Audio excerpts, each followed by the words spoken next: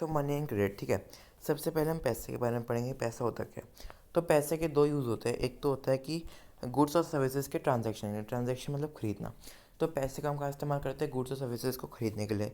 दूसरा, जो पैसा है वो डबल कोइंसिडेंस ऑफ वांट्स को एलिमिनेट करता है। डबल कोइंसिडेंस ऑफ वांट्स क्या होता है, डबल कोइंसिडेंस ऑफ वांट्स होता है एक ऐसा सिस्टम होता है जिसमें फॉर एग्जांपल ये पर्सन है और ये पर्सन है। अब इस पर्सन के पास फॉर एग्जांपल टेबल है और इस पर्सन के पास फॉर एग्जांपल लेट्स सपोज इसके पास क्या एक बेड है। अब इस पर्सन को इसका बेड पसंद आया, इस पर्सन को इसका टेबल पसंद आया, तो दोनों ने आपस में एक्सचेंज कर लिया। तो ये होता है double coincidence of want, where one person who is willing to sell has to find a person who is willing to buy that, ठीक है। तो इसमें क्या होता है, एक पर्सन को एक ऐसा पर्सन ढूंढना पड़ता है जिससे उसकी चीज़ पसंद हो और वो उसे खरीदे और वो भी जो है उसकी चीज़ खरीद ले, ठीक है। अगर फॉर एग्जांपल उस पर्सन के फॉर एग्जांपल एक और पर्सन है, इस पर्सन के पास फॉर एग्जांपल क्या है, लेट्स सपोज के पास एक टॉय है और लेट्स सपोज इस पर्सन के पास क्या है, इस पर्सन के पास फॉर एग्जांपल एक लैम्प है। अब फॉर एग्जांपल इस पर्सन को इसका टॉय खरीदना है लेकिन इस पर्सन को इसका लैम्प नहीं खरीदना, इसको इसका लैम्प अच्छा नहीं लगता। तो ये जो है ये इसका टॉय नहीं ले पाएगा, क्योंकि अगर उसे उसका लैम्प पसंद आता तो वो एक्सचेंज कर लेते, लेकिन अब उसे उसका लैम्प पसंद नहीं आता, वो एक्सचेंज नहीं कर रहे, तो जो पर्सन है वो उसका टॉय नहीं ले सकता। तो ये प्रॉब्लम आती है डबल कंज्यूमर वांट में, जहाँ पे दोनों पर्सन को एक दूसरे की चीज़ों पे अग्री करना होगा, एक दूसरे की चीज़ को पसंद करना होगा, जो बहुत ही कम होता है, ठीक है। तो जो पैसा है वो उसकी दिक्कतों को मिटाता है, क्योंकि अगर एक पर्सन है उसे टॉय चाहिए और दूसरे पर्सन जो कहता है उसे पैसा दे के वो टॉय ले सकता है, तो पैसे की वजह से क्या होगा, गुड्स और सर्विसेज का ट्रांजैक्शन तो हो रहा है, लेकिन साथ साथ डबल कंज्यूमर वांट्स की प्रॉब्लम भी दूर हो रही है, क्योंकि अब जो है आप बिना गुड्स एक्सचेंज करे डायरेक्टली आप जो है पैसे की मदद से वो गुड ले सकते हो। और ये बाटा सिस्टम होता है। बाटा सिस्टम में क्या होता है, हम गुड्स को डायरेक्टली एक्सचेंज करते हैं बिना पैसे के, तो यहाँ पे भी हम बिना पैसे के करें गुड्स को एक्सचेंज कर रहे हैं। अब आज की जो मॉडर्न करेंसी है वो पेपर नोट्स और करेंसी होती है। हाँ, जो पेपर नोट्स और करेंसी होती है वो मॉडर्न करेंसी को बनाती है। पहले grains, kettles, precious coins in सब का यूज़ होता था, ठीक है। अब क्या हो रहा है, हाँ, अब आरबीआई, अच्छा, जो हमारी जो करेंसी है, जो हमारे करेंसी नोट्स है उसे इशू करने का काम होता है आरबीआई का। करेंसी नोट्स को इशू करने का काम होता है आरबीआई का, ठीक है। और जो आरबीआई है वो सेंट्रल गवर्नमेंट के बिहाफ पे करेंसी नोट्स को इशू करती है, ठीक है। और जो हमारा इंडियन लॉ है वो ये बताता है कि हमारे इंडिया में जो पेमेंट होते हैं वो सारे रुपीज़ में हो सकते हैं। कोई भी लीगल ऑर्गेनाइजेशन जो है वो रुपीज़ को रिजेक्ट नहीं कर सकती, हर एक ट्रांजैक्शन जो है रुपीज़ में होगा, ऐसा इंडियन लॉ कहता है। और इंडियन लॉ ये भी कहता है कि कोई भी ऑर्गेनाइजेशन आरबीआई के अलावा कोई और ऑर्गेनाइजेशन जो है करेंसी नोट्स को इशू नहीं कर सकती, अगर वो करेगी तो वो क्राइम माना जाएगा, ठीक है। अब बैंक डिपॉजिट्स की बात करते हैं। तो आप सबको पता है कि हम सब अपने बैंक में एक अकाउंट खुलाते हैं, उसमें पैसे डिपॉजिट करते हैं। ऐसा करके हमारा पैसा सिक्योर रहता है और इंटरेस्ट भी हम अर्न करते हैं, ठीक है। साथ साथ ये डिमांड डिपॉजिट्स भी है, क्यों, क्योंकि हम कभी भी डिमांड करके उन्हें विड्रॉ कर सकते हैं। जब भी हमें ज़रूरत पड़ेगी तो हम कभी भी बैंक जाके पैसा निकाल सकते हैं, तो हम डिमांड करके कभी भी उन्हें विड्रॉ कर सकते हैं, इसलिए इन्हें डिमांड डिपॉजिट्स कहते हैं। इसके साथ साथ हम चेक की मदद से पेमेंट कर सकते हैं। अगर एक पर्सन है, लेट्स से कि राजू है और ये पर्सन श्याम है, ठीक है। अब राजू ने क्या किया, शाम को एक चेक दिया और बोला ले ले पैसे ले, ठीक है। तो शाम क्या करेगा, बैंक जाएगा और बैंक जाके वो चेक देगा, फिर बैंक वाले जो है राजू की डिटेल्स लेंगे और फिर पैसे जो है वो शाम के अकाउंट में ट्रांसफ़र कर देंगे। सो क्या है, cheque is a paper which is instructing the bank to pay a specific account from a person bank account to another person bank account, ठीक है। इसके बाद फंक्शन ऑफ बैंक की बात करें तो बैंक जो है ये फंक्शन तो है ही बैंक की कि demand deposit, security, on interest, ठीक है, और चेक, ये सब तो है। और क्या फंक्शन है बैंक के, कि बैंक जो है लोन देने में मदद करते हैं लोगों को।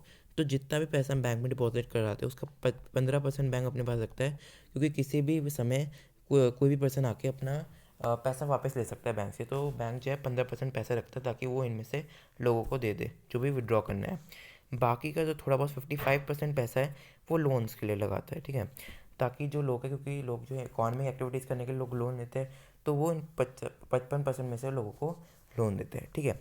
और जो वो लोन जो इंटरेस्ट जिस इंटरेस्ट रेट पे वो बोरोस को लोन देते हैं वो कंपेरेटिवली ज़्यादा होता है उस इंटरेस्ट रेट के जो वो डिपॉजिटर्स को देते हैं, ठीक है। तो जो इंटरेस्ट जो डिफरेंस होता है उससे बैंक का प्रॉफिट कहते हैं, ठीक है। फिर आरबीआई का फंक्शन होता है कैश बैलेंस को मेंटेन करना, ठीक है। उसके साथ साथ वो आरबीआई ये भी देखता है कि जो बाकी बैंक्स है वो स्मॉलर सेक्शन को जो है वो भी लोन्स देते हैं, ठीक है। स्मॉल इंटरप्राइज को या पुअर पीपल को क्या वो लोन देते हैं या नहीं देते, ये भी आरबीआई देखता है। साथ साथ वो कैश बैलेंस को भी मेंटेन करता है, ये देखता है कि स्मॉल पीपल को, स्मॉल इंटरप्राइजेस को भी लोन मिल रहा है नहीं मिल रहा। और जितने भी बैंक्स हैं वो रिपोर्ट सबमिट करते हैं अपने परफॉर्मेंस की बैंक को, कि उन्होंने कितने लोगों को, रिच को दिया है, पुअर को दिया है, कैसे लिया है, कितने इंटरेस्ट रेट पे दिया है, ये सब चीज़ें भी आरबीआई देखता है। हर एक बैंक की परफॉर्मेंस रिपोर्ट रेगुलर इंटरवल्स में आरबीआई को सबमिट करी जाती है। फिर क्रेडिट क्या है? क्रेडिट बेसिकली लोन को कहते हैं। और क्रेडिट क्या होता है? कि एग्रीमेंट होता है जिसमें जो लेंडर होता है वो बोरर को पैसा, गुड या फिर सर्विस देता है, और बदले में वो बस एक उम्मीद रखता है कि जो बोरोअर है वो उसे आगे फ्यूचर में उसका सारा पैसा वापस कर दे। ठीक है।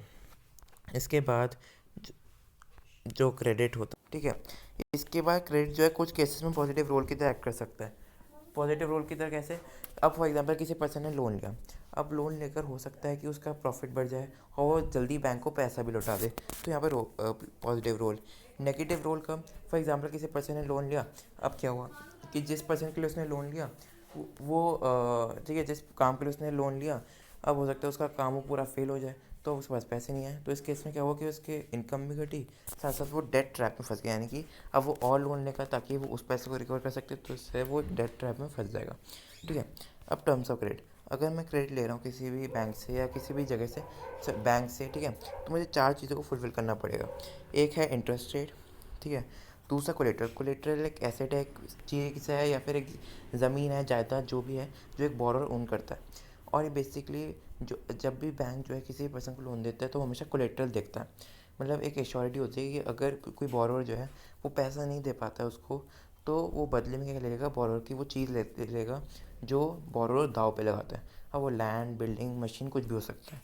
ठीक है। डॉक्यूमेंटेशन हो गया और मोड ऑफ रीपेमेंट, यानी कि किस तरह से पेमेंट कैसे करना है, कैश, चेक, क्रेडिट कार्ड, वो सब। ठीक है। अब सोर्स ऑफ क्रेडिट मतलब कि किससे मैं लोन ले रहा हूँ, उस बेसिस पे 2 कैटेगरीज बनती है, formal, informal. Formal sources of credit में आते हैं हमारे बैंक्स और कोऑपरेटिव्स। इनफॉर्मल के अंदर आते हैं हमारे money lenders, traders, friends, relatives.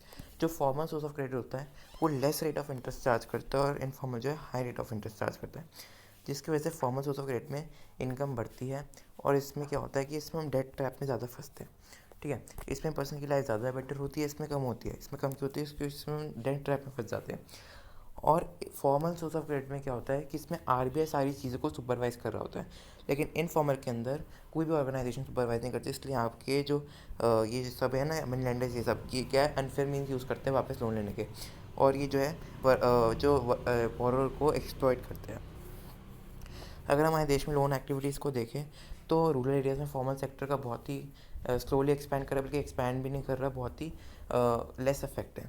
ठीक है। तो रूरल एरियाज़ में फॉर्मल सेक्टर से बहुत ही कम लोग लोन लेते हैं, क्योंकि वहाँ पे कोलेट्रल की रिक्वायरमेंट रहती है, डॉक्यूमेंटेशन की, तो वहाँ के लोग ज़्यादा लिटरेट नहीं होते, तो उन्हें दिक्कत होती है। तो इसलिए फॉर्मल सेक्टर जो है लोन में बहुत ही लोन देने में रूरल एरियाज़ में बहुत ही कम है। तो इसलिए हमें पता है फॉर्मल सोर्स ऑफ क्रेडिट में जो है आरबीआई सबको सुपरवाइज कर रहा होता है, लेस रेट ऑफ इंटरेस्ट होता है, ठीक है, पर्सन के इनकम बनने के चांस ज़्यादा होते हैं। तो ये सब चीज़ों को देखते हुए जो रूरल एरियाज़ में जो है फॉर्मल सेक्टर का एक्सपेंशन होना चाहिए, क्योंकि इनफॉर्मल सेक्टर के जो लोग हैं वो बहुत ही अनफेयर मीन्स का यूज़ करते हैं और high rate of interest charge करते हैं। ठीक है। तो इसलिए रूरल एरियाज़ में एक्सेसिबिलिटी बननी चाहिए फॉर्मल सेक्टर के लोन्स की। अब क्या होता है self help group? Self help group basically क्या होता है, जब 15 से 20 लोग एक नेबरहुड के आप आपस में मिलते हैं, ग्रुप बनाते हैं, जिसमें वो एनुअली या रेगुलरली जो है वो सेव करते हैं, अप्रॉक्स 25 से 100 रुपये वो रेगुलरली सेव करते हैं। और ये जो पैसा है ये बैंक को एश्योरिटी देता है, मतलब कि ये जो लोग हैं ये बैंक से लोन लेते हैं और दाव पे ये दिखा देते हैं कि हम जो है इतना इतना पैसा रेगुलरली सेव करते हैं। तो इस तो इसके आधार पर वो एलिजिबल हो जाते हैं लोन लेने के लिए, बैंक से फिर वो लोन लेते हैं। और लोन को वापस करने की रिस्पॉन्सिबिलिटी सिर्फ 1-2 मेंबर की नहीं होती, पूरे ग्रुप की होती है। ठीक है। ये बेसिकली ग्रुप जो है रूरल पुअर के लिए बनाया जाता है, क्योंकि इसमें less rate of interest charge होता है, कोलेटरल की प्रॉब्लम को सॉल्व किया जाता है। और वुमेन को भी एक स्टेज मिलता है जहाँ पे डोमेस्टिक वायलेंस, हेल्थ, न्यूट्रिशन जैसे सोशल इश्यूज़ की भी बात होती है, और वुमेन को लोन बहुत ही अच्छा खासा मिल जाता है, जिसकी वजह से वो सेल्फ रिलायंट भी बन जाती है फाइनेंशियली, और फैमिली पे जो बर्डन होता है वो थोड़ा कम हो जाता है। ठीक है। तो इस तरीके से क्रेडिट वाला चैप्टर पूरा होता है।